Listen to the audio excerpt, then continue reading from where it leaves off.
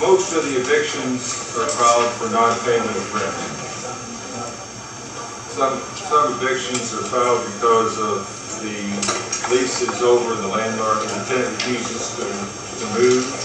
The third category is just various breaches of the lease, generally because the tenant has pets on the premises, unauthorized occupants, drugs, bothering other neighbors and stuff like that.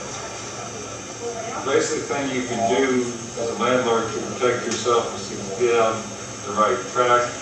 As soon as the tenant is a few days late, be sure to send a 7-day letter. It doesn't have to mean that you have to file the eviction on the 8th day. At least if you send the 7-day letter, the tenant should know that you're serious about wanting your money. And when you decide to evict, at least you have sent the 7-day letter. Have a sample 7-day letter addressed to the deadbeat tenant.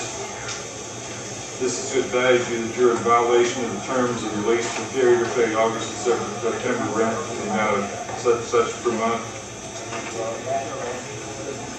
The legal fiction is that you have a lease with your tenant, giving your tenant the right to occupy your premises for a certain period of time.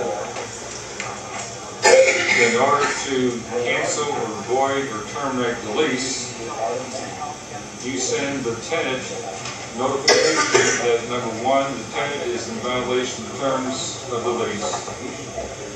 Why the tenant is in violation of the terms of the lease?